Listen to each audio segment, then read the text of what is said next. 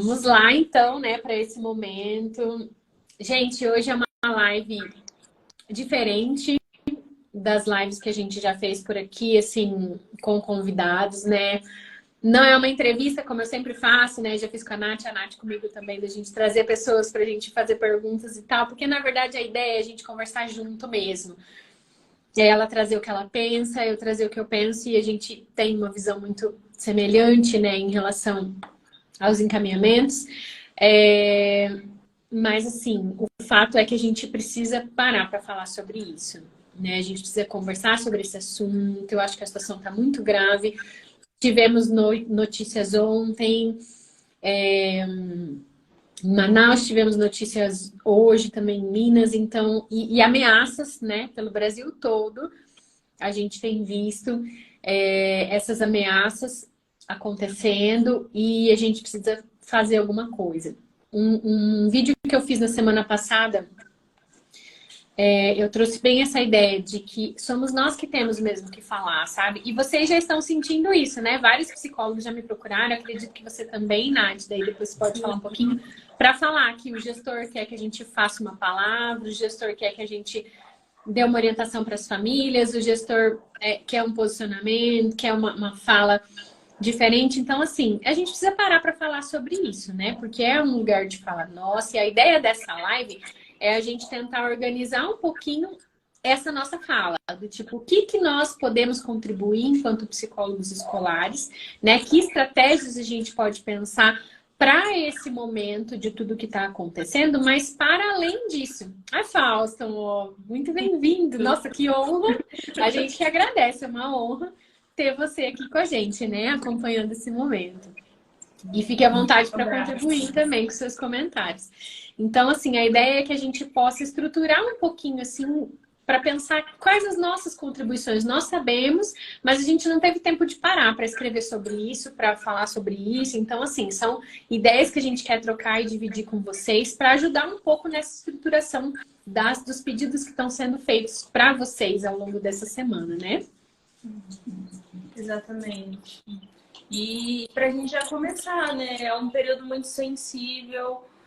Assim como você, Sabrina, muitos profissionais estão entrando em contato preocupados de como que eu posso trabalhar com o público da escola, como que eu posso orientar os pais, porque os pais estão, sim, extremamente preocupados, estão com medo de deixar os seus filhos na escola e, de alguma forma, as medidas de segurança eles acabam não se sentindo também seguros ao deixar os seus filhos nesse espaço. E a gente tem um problema que é de espera que nós precisamos trabalhar de forma que realmente traga um coletivo para que a gente possa trabalhar em comunidade, né? Tanto no sentido de pensar em órgãos públicos que possam proteger esse espaço, porque a violência é algo que está instaurado na nossa sociedade, infelizmente, mas nós precisamos trabalhar tanto com a esfera pública que possa proteger esse espaço, e também nós precisamos, né, como psicólogos que estamos atuando na educação, no espaço das escolas, nós precisamos também trabalhar de forma preventiva e também, né, de primeiros socorros, porque nós estamos vendo muitos movimentos, né, e esse pânico, ele é comum diante dessas tragédias, dessas situações. É inevitável, diante de algumas situações, não sentir o medo, né? Mas é até saudável, o que você vai fazer com isso, né? Por aonde você vai direcionar esse medo? Para quais são as ações, quais são as medidas que vão ser tomadas, né?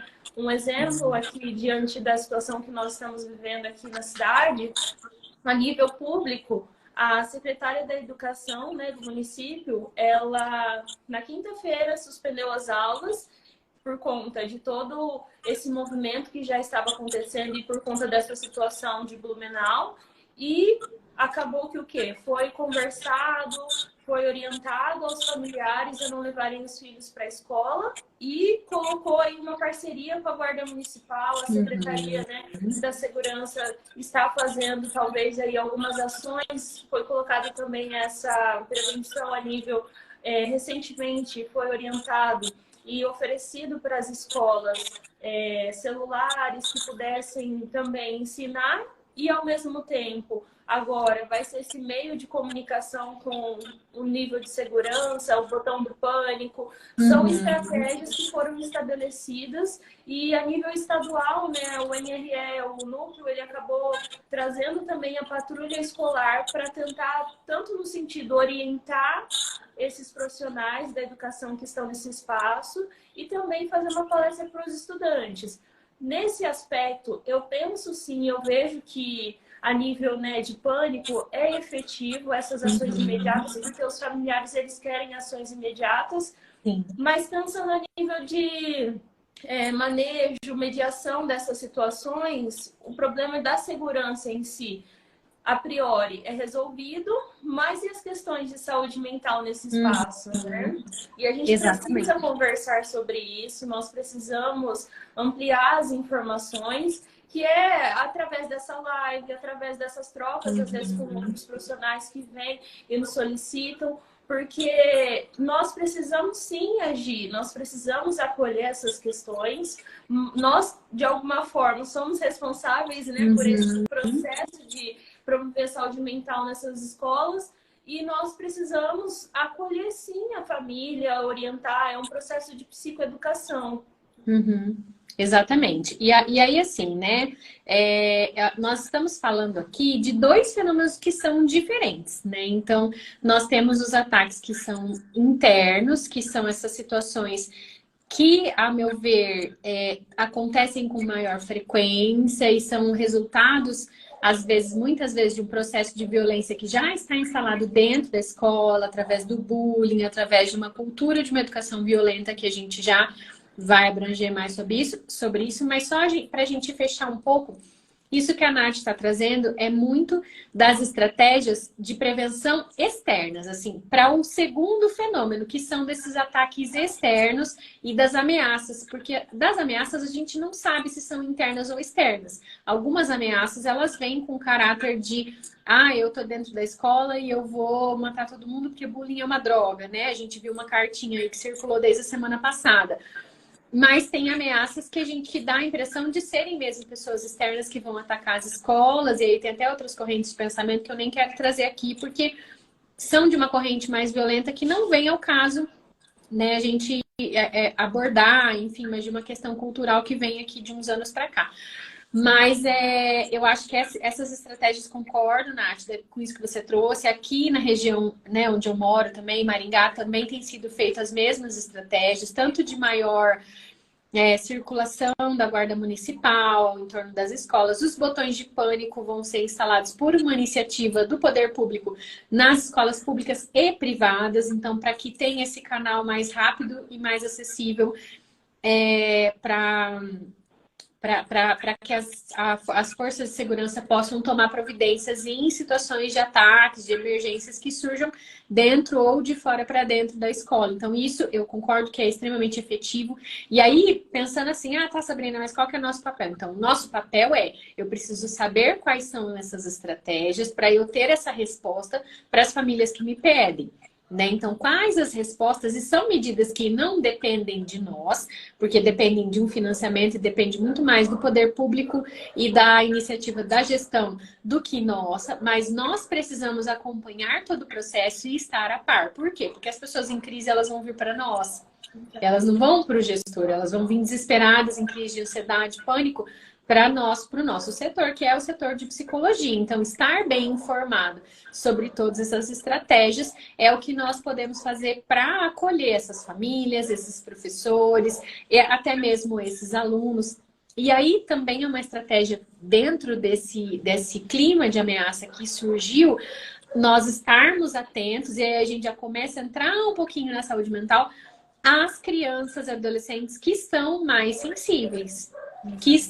Porque aqueles que são mais sensíveis, que são grupos de risco para transtornos mentais, que têm já um quadro de ansiedade, um quadro depressivo, que estão em processos de sofrimento, eles vão ficar mais assustados, eles vão se sensibilizar mais. E aí o nosso papel é de acolhimento.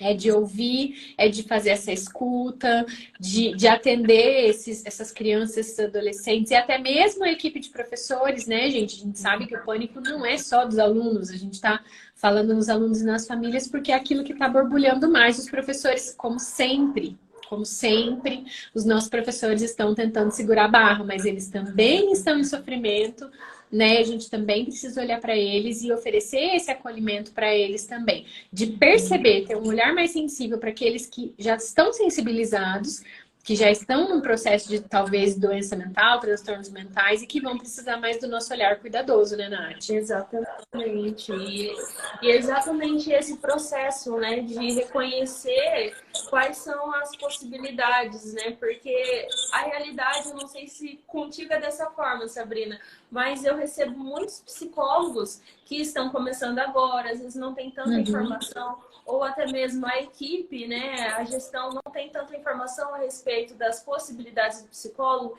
e ele fica responsável pelo trabalho com os estudantes e às vezes orientação com a família, né? E nós estamos aí divulgando de alguma forma essas informações a respeito das possibilidades do psicólogo escolar, para que ele também possa ter um olhar voltado para os professores, né? Para toda a equipe profissional que compõe esse espaço, porque é uma possibilidade e nós precisamos promover saúde mental com essas pessoas, com esses componentes, de certa forma, porque nós estamos aí com vários estudos que comprovam que o adoecimento psíquico, né, dos profissionais da educação tem aumentado. Muitos profissionais que às vezes acabam tendo que sair de sala de aula, ou profissionais que são afastados por conta desse desgaste, né? Então é um sofrimento que muitas vezes não é atendido, porque muitas vezes também não tem profissionais da psicologia que possam estar trabalhando com esse público.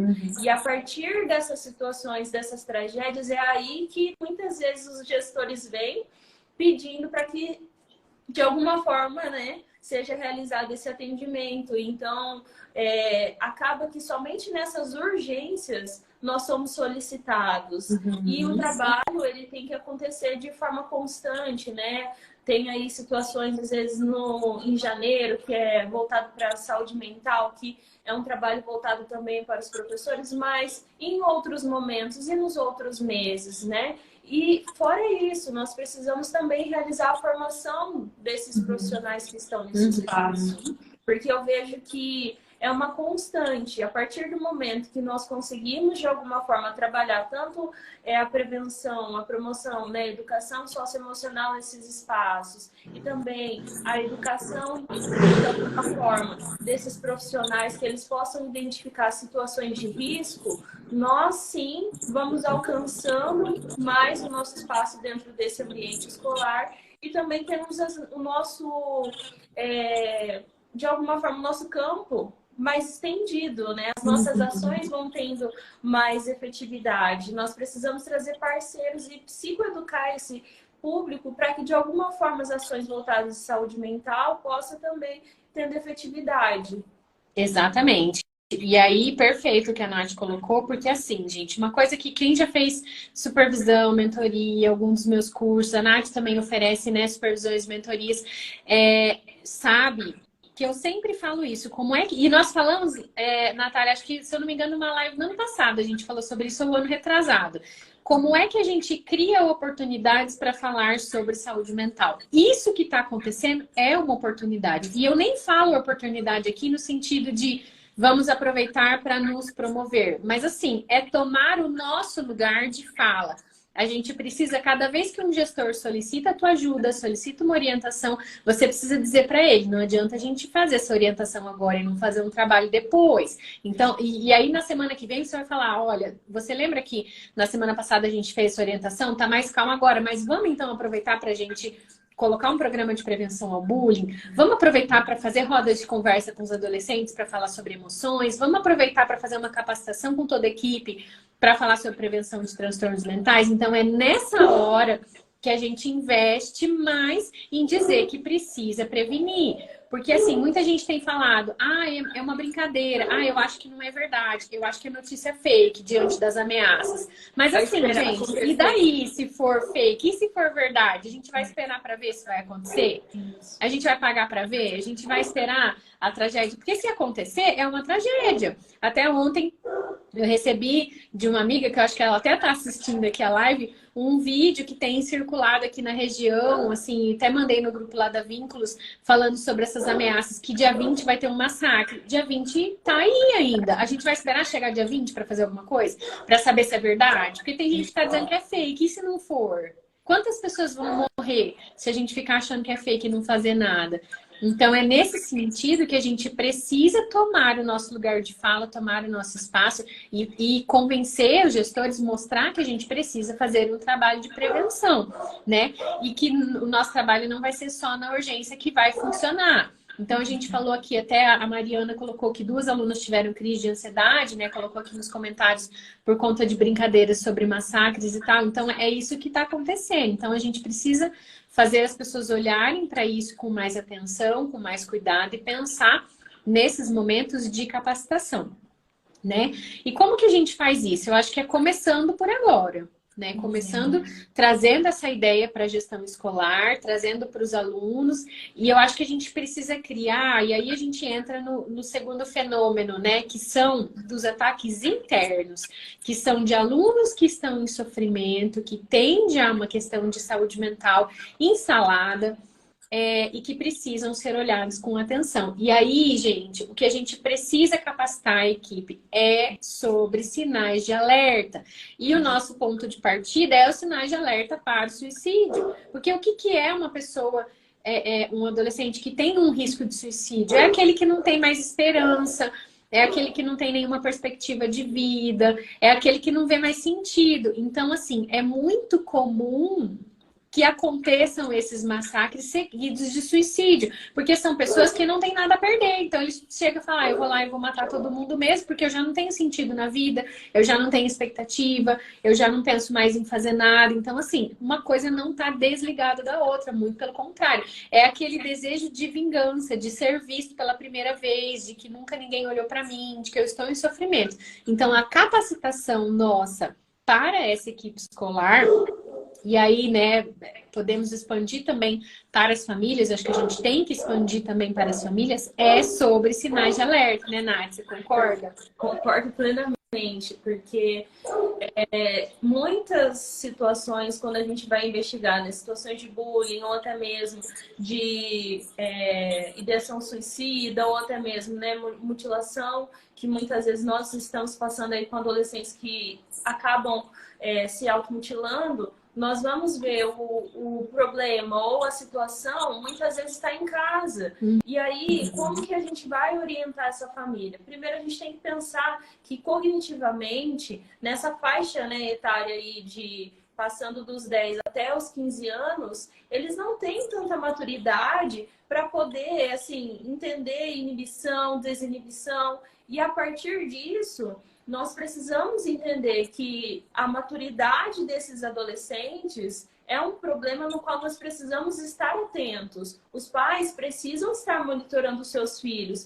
Eu acho um grande problema acabar deixando adolescentes, nós estamos aí num período intenso do uso das tecnologias, depois da pandemia isso só aumentou, e deixar adolescentes, crianças sem monitoramento é muito preocupante. E os pais precisam ter essa ciência que é importante o uso guiado, o uso educado, identificar ali se os seus filhos estão acompanhando ou não conteúdo de ódio, ficar exposto a muito videogame que utiliza armas, que utiliza, acaba tendo também filmes que traz violência, é um pouco preocupante. Eles precisam acompanhar essa dinâmica, essa realidade dos seus filhos. Eu sei que muitos pais têm uma rotina que não dá para ficar acompanhando inteiramente o tempo todo, mas os momentos que eles estiverem juntos, é importante estar ali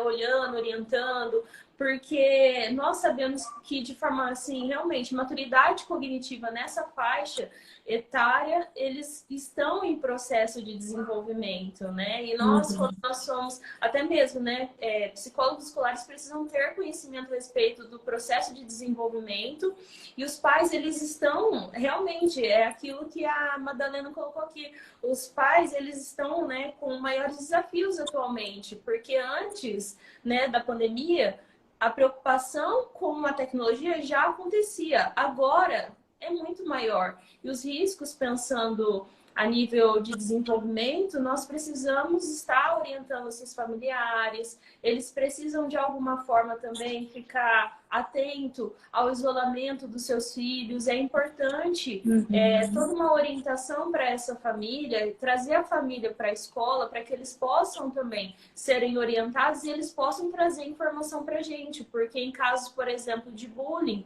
a criança ou o estudante ele vai trazer um comportamento diferenciado também em casa. Então, tudo isso, situações que vão demonstrando a necessidade de trazer a família para perto e ser um trabalho família, escola e também outros órgãos públicos para que esse processo de proteção possa acontecer, né? Nós, psicólogos, talvez somos responsáveis até também por essa mediação da escola com a família, né?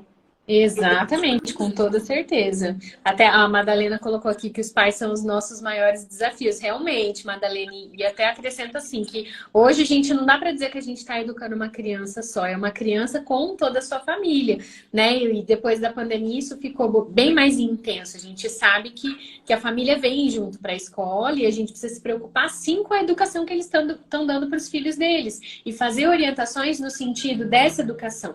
E aí orientações no sentido também de uma cultura de paz, de uma educação não violenta, do não ao preconceito, né? Porque tem muitas situações de bullying que começam com preconceito de raça, de cor, de sexualidade, né? Assim, para os pais de crianças pequenas é muito difícil, às vezes, que os filhos ouçam coisas de sexualidade. Esses dias uma mãe mesmo me perguntou como orientar, e a fala é, olha, você tem que orientar o seu filho, você pode dizer aquilo que você acredita, aquilo que é princípio para você, mas você precisa orientar a sua filha, educar a sua filha para respeitar todas as pessoas, independente das escolhas que elas fazem, das cores que elas têm, do tipo de família que ela vivencia, da onde que ela vem. O respeito, ele é a base de tudo para a gente ter uma cultura de paz. E a gente tem que educar essas famílias, sim. Não dá mais para dizer a educação vem de casa e tá tudo certo. Não tá. A gente tá vendo que não tá.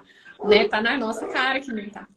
A Maristela colocou aqui também que nesse momento é necessário retirar, que ela acredita que nesse momento seria necessária a retirada do celular das crianças e os adolescentes monitorar. Maristela, eu concordo plenamente, mas eu acho que é impossível a gente tirar o celular das crianças, né? Mas porque as famílias as famílias já não conseguem mais e a própria escola tem se utilizado muito da tecnologia, mesmo com as crianças nas atividades via computador e tal. Mas eu acho que o monitoramento ele precisa ser constante. E uma sugestão até para essa não retirada é seguir aquilo que a organização, a Sociedade Brasileira de Pediatria coloca como o que é ideal para as crianças a partir de cada idade. Eu acho que é uma boa dica que a gente pode usar para orientar os pais, né? E as ferramentas todas de monitoramento, né? Que daí é só pegar qualquer pessoa da tecnologia que vai... Não qualquer pessoa, mas pessoas que entendam dessa parte de instalar programas de monitoramento no celular dos pais para que eles acompanhem o que os filhos estão vendo. Isso é essencial, né? E jogos violentos, tudo que a Nátia colocou. Deixa eu ver o que mais de comentário. O que acham sobre o uso do celular nas escolas diante desse atual cenário? Olha, eu acho que é como eu falei, depende muito do tipo de educação, né? Eu acho que essa é uma questão muito ampla. Acho que não dá para a gente finalizar ela aqui, porque tem escolas que usam muito o celular dentro da própria sala de aula, através de aplicativos que são mais inovadores e que tornam a educação mais interessante. Então, eu não vejo problema desde que seja para uma finalidade específica. Sinceramente, assim, porque eu acho que se é para tornar a aprendizagem mais prazerosa, divertida e atrativa, tudo é válido. né? Mas assim, desde que seja monitorado, desde que seja ali com esse cuidado da observação dos adultos, né, Nath? Exatamente, exatamente. A Madalena colocou que os pais adotaram o celular como babá, exatamente isso. Deixa eu ver se tem mais comentário. A Maristela é momento de oportunidade, né? Para a gente trazer principalmente as estratégias de saúde mental. A Renata, o que pensam sobre o que fazer nesse dito dia 20? Fechar as escolas, fazer uma atividade diferenciada para ressignificar? Olha, eu acho, Renata, que fechar as escolas não vai resolver. Eu acho que é um dia sim para ter cuidado, porque todo mundo está falando, mas eu acho que tem que ser, eu particularmente, né, que tem que ser um cuidado do monitoramento externo e interno, né, de estar mais atentos. Eu acho que a gente precisa respeitar os pais, assim, talvez dar a opção dos pais que estiverem mais inseguros e quiserem deixar os filhos em casa, sabe? Eu acho que agora, nesse momento que está tudo muito sensível, e como o mês de abril agora, eu acredito que daqui para frente até vai ficar marcado como um período sensível por conta dos massacres lá de Columbine, os antigos que estão falando que está relacionado com o mês de abril e o dia 20, né? Eu acho que dar a opção para os pais deixarem os filhos em casa, aqueles que quiserem, não dar prova nesse dia e tudo mais, eu acho que é válido, mas eu não sei se fechar as escolas, porque é só um dia qualquer. Se eles quiserem mesmo fazer, eles fazem no dia 21, entendeu? Ou no dia 19, se anunciar que vai ser fechado as escolas, né, Nath? Não sei o que você acha.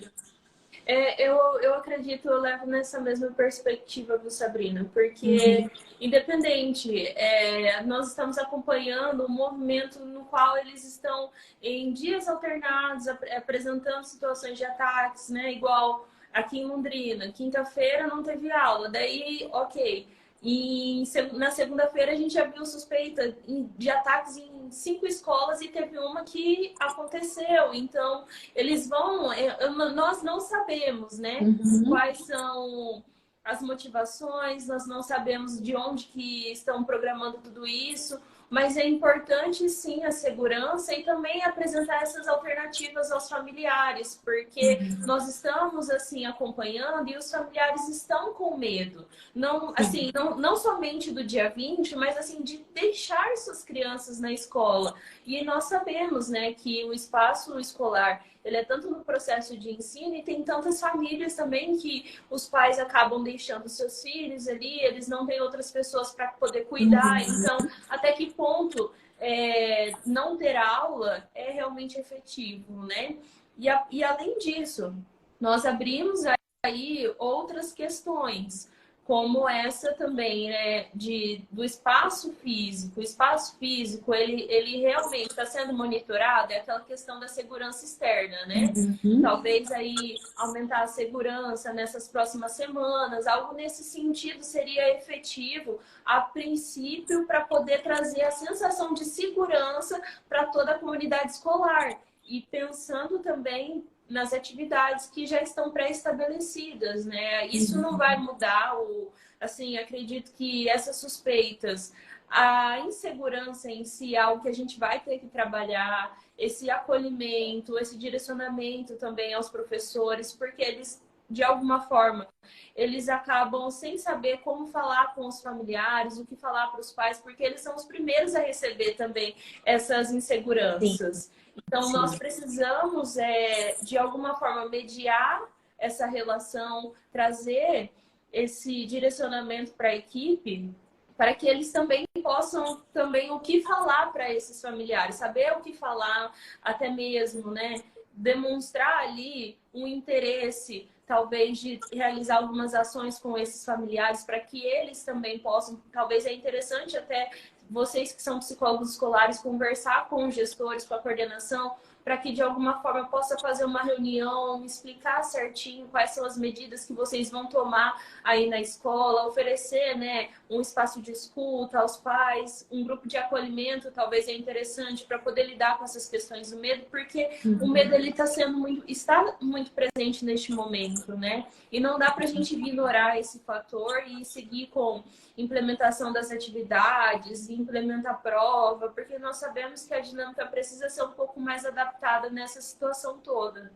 Exato, e a gente sabe até que no estado de medo e de ansiedade a criança nem vai aprender, então não tem nem sentido se a criança não estiver bem ela vir para a escola nessa condição, né?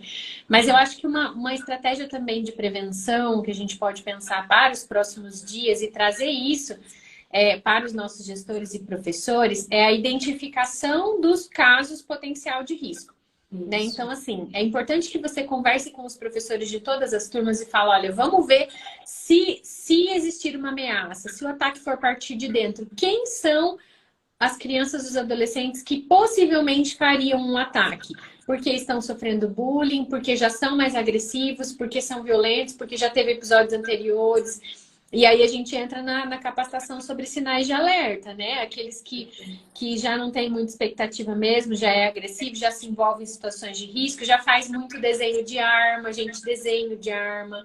Aquele que fala o tempo todo pro outro, numa qualquer situação tem uma crise agressiva e fala, eu vou matar você, né? Agora é a hora da gente dizer, a gente já fala isso. Eu espero que todos vocês já falem isso nos ambientes escolares. Mas assim, agora é a hora de dizer, olha, não dá para ignorar. Ele está falando faz tempo que ele vai matar o fulaninho porque o fulaninho trata ele mal. E se agora ele aproveitar para fazer isso? Porque talvez ele nem tá nessa galera que está planejando. Mas é o que a gente... E eu vinha dizendo isso desde a semana passada, nos rios, né? Quando tem um ataque assim, eu falei, vai acontecer de novo. Pode esperar que vai acontecer. Vai acontecer. Então, a gente sabe que aqueles que estão, principalmente aquelas crianças que sofrem bullying, os adolescentes que sofrem bullying, o bullying já se caracteriza pela criança não conseguir se defender, não conseguir expressar o sentimento. Então, quando ela vê alguém que vai lá e faz isso, e ela ganha todo o Ibope, por isso que tem toda a orientação da mídia, de não divulgação e tudo mais, porque aquela criança que era isolada, aquele adolescente que era excluído, isolado, de repente ele fica em evidência, né? E às vezes é isso que eles querem. Eu preciso ser vista, eu preciso que alguém olhe para o meu sofrimento, eu preciso que alguém entenda o que eu estou sentindo. Então, agora é a hora da gente falar com os professores. Quem na tua sala que te preocupa, que você acha que poderia fazer algum tipo de coisa assim? E aí a gente olhar para essa criança, para esse adolescente. Ele faz algum tipo de acompanhamento? A família está ciente de que ele tem esses comportamentos mais agressivos, a família está ciente desse isolamento, dessas falas de risco. Como é que a gente está cuidando? Agora é hora de olhar para o colega, olhar para o aluno e falar, não, esse meu aluno, ele precisa de um olhar mais atencioso meu. E eu trazer esse aluno para mais perto, eu, professor, né?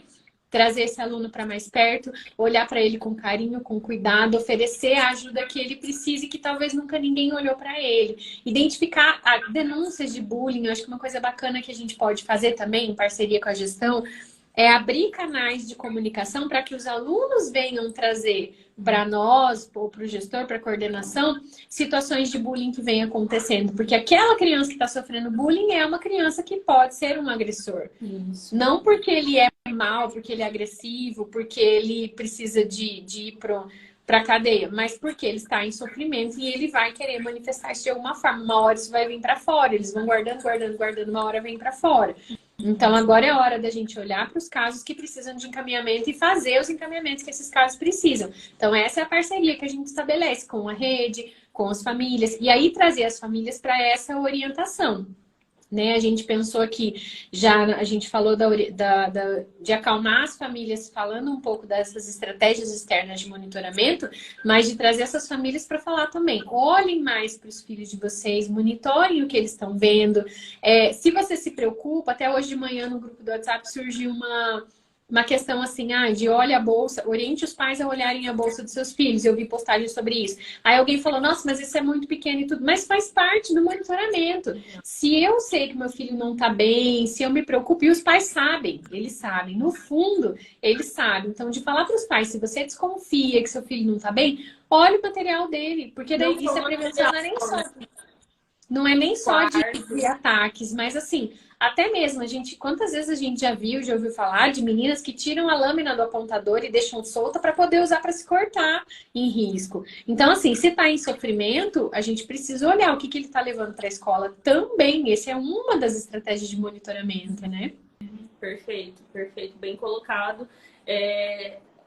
A única coisa que eu acrescentaria, né, quando a gente fala de bullying, às vezes acabam focando somente nessas ações que acontecem ali dentro, né? Mas precisamos aí reconhecer que nós estamos inseridos no mundo tecnológico e é importante nós estarmos atentos também às práticas que estão também entre ali, seja nas redes sociais, Twitter, Instagram, esse meio no qual você comentou, né? Abrir os canais para que tragam as denúncias é extremamente importante, porque às vezes a gente consegue ter informação somente do que acontece ali entre eles, as falas, as trocas, mas é importante também aquilo que acontece extra, né? O cyberbullying, que a gente tanto se preocupa que tem aumentado também. Então, tudo isso vem a somar, ainda mais porque o cyberbullying, ele é essa característica que você mesmo trouxe, né? Que ali naquele espaço ele quer status, ele quer ser visto, é um estado de vulnerabilidade que é externalizado com violência. Então, nós precisamos estar mais atentos mesmo a esses sinais de risco e até eu gosto muito de ressaltar quando eu falo com os meus orientandos sobre essa importância de capacitar mesmo o professor para que ele possa estar atento a esses sinais de risco, porque em alguns casos, né, e através, eu tenho canal e infelizmente chegam denúncias também lá pelo canal, pelos comentários, né? Às vezes assim, eu sofro bullying e o professor não fez nada. Às vezes precisa de uma capacitação, o professor, o profissional, ele precisa ter esse feeling, esse olhar mais sensível para que realmente as medidas sejam tomadas e as denúncias possam estar acontecendo, né? Porque o ambiente educacional, ele não pode ser um ambiente de medo. E nós precisamos, sim, agir e acolher todas essas questões. Isso mesmo, até o Alberto colocou aqui, né? Que isso é muito importante. Devemos ter um olhar diferenciado.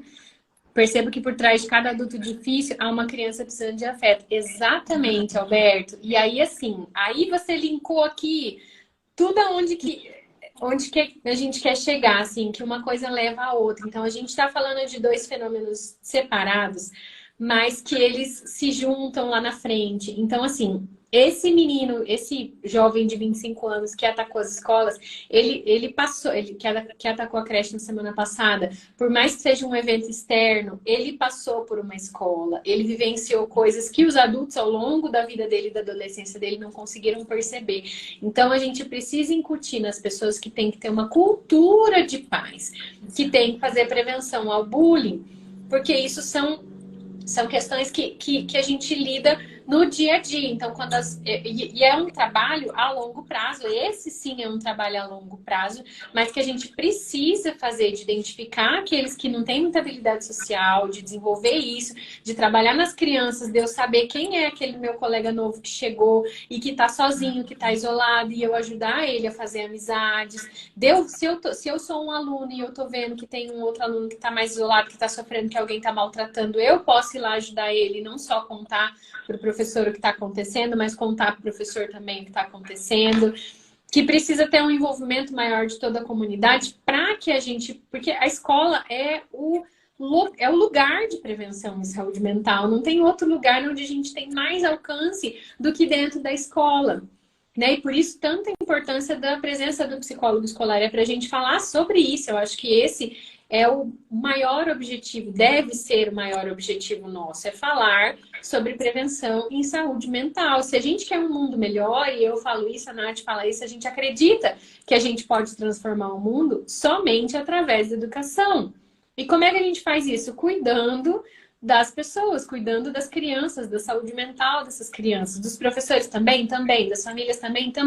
Mas quando a gente cuida da criança, quando a gente olha, capacita o professor para olhar para essa criança com mais amor, com mais afeto, com a ajuda que ela precisa, essas crianças vão ser os futuros políticos, os futuros presidentes, os futuros empresários, os futuros pais de família, né? Então, é uma mudança de uma cultura de uma educação violenta, é uma mudança dessa mentalidade de que o bullying é frescura. Gente, o bullying, ele tá por trás de quase todos esses ataques, para não dizer de todos, eu não vou dizer de todos, porque talvez algum esteja passando, mas todos os que eu li a respeito, que as notícias que foram trazidas tinham situação de bullying envolvida. Então não dá para a gente aceitar mais que seja dito que bullying é frescura e de punir a pessoa que está fazendo bullying com uma advertência e achar que o problema está resolvido. Não tá. Essa criança que faz bullying, ela precisa de ajuda também, ela precisa de encaminhamento também. Ela precisa de um olhar cuidadoso também, porque ela também está em sofrimento. Seja por uma inversão de valores, ou porque ela está sofrendo uma violência em casa, ou porque ela já sofreu bullying numa outra escola e hoje ela está se vingando, né? Então, assim, sempre tem alguma coisa por trás, tem um sofrimento por trás de quem sofre e de quem faz. Então, aí a gente chega nessa prevenção em saúde mental que passa pelo desenvolvimento de habilidades sociais, que passa por uma cultura de respeito às emoções, que passa por uma educação não violenta e que culmina tudo num programa de prevenção ao bullying que a gente precisa estruturar, né? Mudar a cabeça das pessoas para falar sobre isso. Perfeito, perfeito, exatamente. E é aquilo que a Silvia colocou aqui, é um problema, né? Achar que a função do psicólogo na escola é somente aplicar teste e laudar. É o que a gente estava conversando antes, né? Tem tantas outras possibilidades, a gente tem tentado quebrar essa ideia, essa concepção, trazer informação. Tem tantos cursos, né, que possibilitam a compreender as possibilidades, as funções, e é um desafio, porque acaba que nós chegamos nesse espaço e nos trazem os casos de alunos problemas, né? Alunos que precisam de um diagnóstico e ficam com essa expectativa. E é importante, quando a gente chega nesse espaço, entender qual é a expectativa que a equipe tem a respeito do nosso trabalho ali dentro. Não quer dizer que você não vai fazer aquilo, mas tem essas expectativas e as possibilidades também que o CFP traz, aquilo que o Abrapé tem uma linha de orientação que traz as funções que nós podemos desenvolver nesse espaço e nós precisamos difundir essas informações. E é por isso, é porque nós precisamos ampliar as questões de saúde mental, oferecer saúde mental. Pode parecer algo aqui que é muito utópico, né? Mas é por isso que nós estamos aqui trazendo as informações, né, Sabrina? Para que a gente possa auxiliar os nossos colegas de profissão e realmente com educação, com psicoeducação, com informação, que esses casos, tanto de bullying, eles são prevenidos, os casos muitas vezes também de negligência, as crianças acabam de alguma forma tendo uma carência e quando chegam na escola, qual é a postura que nós vamos ter diante dessas situações? Como que você vai educar socioemocionalmente todas essas crianças, esses estudantes? É importante ter informação certa para que de alguma forma a gente possa ampliar as ações de saúde mental, né? E que diminua, né? Não quer dizer que o diagnóstico é algo que é problemático dentro do ambiente da educação, mas nós precisamos entender aquilo que é realmente algo que precisa de uma avaliação psicoeducacional, que precisa ser encaminhado para um diagnóstico realmente, para diminuir o impacto desse estudante, né? Diminuir a dificuldade que ele tem no processo de aprendizagem e o que realmente é algo voltado para ações de saúde mental, de prevenção, de ações de psicoeducação de todo esse público da comunidade escolar. Acredito que é isso, né? São várias possibilidades e a gente precisa identificar quais são as demandas, quais são as urgências que a escola também está vivenciando em cada momento. Isso mesmo. Então, acho que falamos bastante aqui, né? Várias ideias, várias estratégias. A ideia dessa live era essa mesmo, a gente trazer reflexões para vocês e alguns caminhos de por onde a gente deve ir. Então, acho que eu estou tentando até sintetizar aqui, assim, para a gente poder fechar. Mas eu acho que assim, o que é importante, então, para a gente sintetizar mais ou menos o que a gente falou desde o começo? Pensar que a gente está falando de dois fenômenos diferentes, que são os ataques internos e os ataques externos, mas que eles se conectam quando a gente pensa numa cultura de prevenção de saúde mental, né, de promoção, aliás, de saúde mental, de prevenção de situações de risco, que as nossas capacitações, elas precisam acontecer com toda a comunidade escolar, né? Acho que isso ficou bem claro, que a gente é falar com os professores sobre a identificação de sinais de alerta, é fazer essa orientação das famílias, né? O acolhimento e a orientação das famílias para que elas olhem os filhos também com mais atenção e vejam os sinais de alerta também nos próprios filhos. Orientar essas famílias, assim, acho que tranquilizar um pouquinho as famílias através das estratégias que o poder público e a gestão está oferecendo para que eles se sintam um pouco mais seguros, permitir essa flexibilidade, né, de se os pais não estão inseguros, permitir que eles tenham alternativa também, às vezes de não mandar o filho para a escola, de ver que o filho não está muito bem e tudo mais, até que eles se sintam um pouco mais seguros. Eu acho que é importante a gente discutir com a gestão para abrir essa possibilidade, essa flexibilidade, principalmente durante esses dias, os próximos dias, que está todo mundo muito sensível. Orientação das famílias e dos professores sobre monitoramento, também, né, em casa, no ambiente escolar. Com as crianças, uma coisa que a gente não falou muito, mas com as crianças, com os adolescentes dentro da escola, eu acho que a gente também pode abrir esse espaço de escuta e de reflexão sobre quem é o meu amigo que precisa de ajuda, né? Pensando nessa ideia da cultura de paz, tipo assim, olha, a gente só vai conseguir mudar tudo isso se a gente começar a olhar para o nosso amigo que está do lado, que às vezes está sofrendo, que precisa de ajuda. Então, quem que te chama atenção? E aí a gente falou dos canais de denúncia, de situações de bullying, e pensar nesse programa de prevenção mesmo, né? Principalmente, acho que a gente tem que ir com tudo agora em cima da questão do bullying, né, para trazer mesmo que o bullying não é frescura, que o bullying precisa ser olhado com atenção, com calma, e que a gente precisa estabelecer estratégias de prevenção para o bullying, né? Perfeito. E acolhimento dos casos mais sensíveis, né, que a gente falou lá no comecinho também. Eu acho que agora que está todo mundo muito... Além de olhar os sinais de alerta, a gente precisa olhar para aqueles que estão mais desesperados, porque eles também vão precisar de ajuda, né? E não necessariamente porque tem um transtorno, mas porque o momento é para pânico mesmo. Né? Aquela história, não, vamos tentar aliviar o pânico. Não, a gente entende que você esteja em pânico, vem aqui, eu vou te ouvir, vou te acolher. Não tem, uma coisa bem importante, gente, não tem como nós garantirmos que não vai acontecer. Mesmo com todas essas estratégias, vocês precisam o tempo todo deixar claro de que podem acontecer situações sim, mas nós vamos trabalhar para que elas não aconteçam, né? Porque falar para os pais assim, por isso que eu falei de deixar flexível, porque falar para os pais, pode mandar seu filho que não vai acontecer, e daí se acontece, você vai se culpar pro resto da vida. Eu nem falo do pai se culpar, porque eu acho que é a gente mesmo que se sentiria muito mal. Então eu acho que são ter esse pé no chão mesmo, de dizer, olha, risco a gente corre, mas assim, risco você corre de sair na rua, né? Até mesmo de ficar em casa. Às vezes o seu filho está correndo mais risco vendo a internet dentro de casa e você não está vendo. Então, né, vamos estar atentos a tudo, mas com o pé no chão, assim, consciente, firmes e juntos, para a gente combater essas situações, né? Perfeito. Deixa eu só ver aqui, se quiser complementar também, Nath. Eu fui tentando sintetizar o que a gente falou aqui das anotações.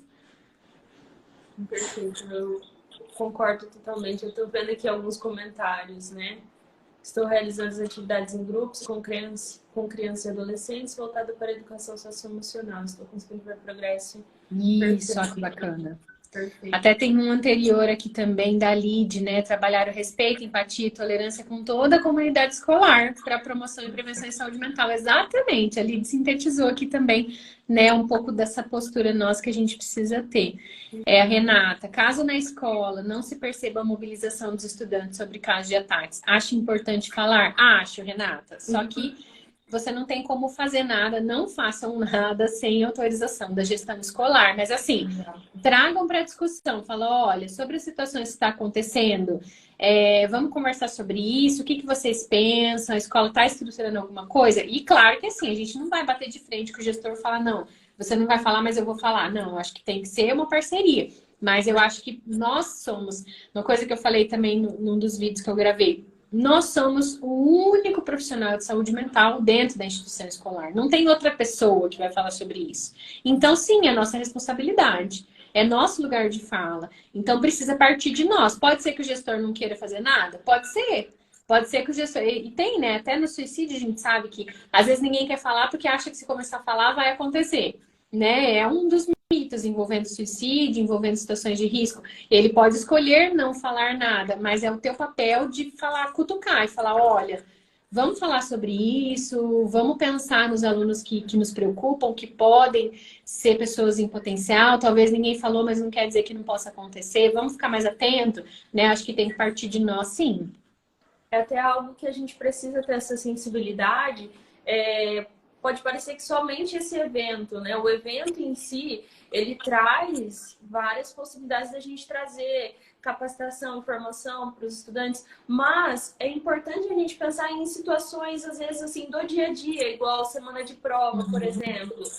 Tem muitos alunos que não sabem lidar com frustração e como que ele reage diante disso. É importante, porque isso pode ser um gatilho para uma manifestação mais violenta, às vezes, né? Não pode pensar que não, mas isso são situações que pode vir a acontecer, porque acontecem. Às vezes um aluno não consegue lidar bem com o não, às vezes vai agredir verbalmente um professor. Então, tudo isso são situações que nos permitem trabalhar outras questões, né? Seja lidar com respeito, não exatamente precisa ser um acolhimento focado nessa situação em específico, né? Mas outras questões que nos permitem, é o momento da oportunidade, né? Uhum. Muito bom, pessoal. Espero que tenha ajudado vocês. Espero que tenha dado uma luz, pelo menos, porque eu sinto que tá todo mundo perdido, né? Até parece que começou a pandemia, né? A gente estava bem assim no começo. Mas assim, né? Obrigado, Nath, por ter aceitado o convite. É sempre uma delícia ter a Natália aqui com a gente, né? Super parceira da Vínculos. Eu até vi que as meninas do Insta Psicoescolar também entraram aqui, né? Um prazer também ter vocês aqui. Somos todos parceiros de trabalho, né? Estamos sempre desenvolvendo materiais e acho que é numa parceria mesmo, né? Então, que bom ter cada um de vocês aqui. Muito obrigado por todo mundo que pôde participar. Ajudem a divulgar nessa live, compartilhem também, comentem para que a gente possa chegar até mais pessoas e levar tudo isso. E não tenham medo de falar, gente. Uma coisa até que uma colega psicóloga falou, estou pensando em gravar vídeo de orientação para os pais, não sei. Façam, porque é nosso espaço, é nosso lugar de fala, não me canso de falar isso, e somos nós que temos que falar, não tem outra pessoa para falar sobre isso. Então falem, escrevam, publiquem, postem coisas, compartilhem a nossa live, mas façam outras lives se vocês quiserem também, né? Contem com a gente, eu acho que é o nosso momento de falar mesmo, de se posicionar, para que a gente possa ajudar a lidar com toda essa situação que está muito difícil, né? Juntos nós somos muito mais fortes, juntos nós podemos construir coisas muito melhores, porque daí o que deu certo para um, a gente vai ajudando o outro, o que não deu certo a gente fala, já tentei fazer, não deu certo, então vamos por outro caminho. Então acho que é ajudando uns aos outros que a gente vai conseguir ter melhores resultados.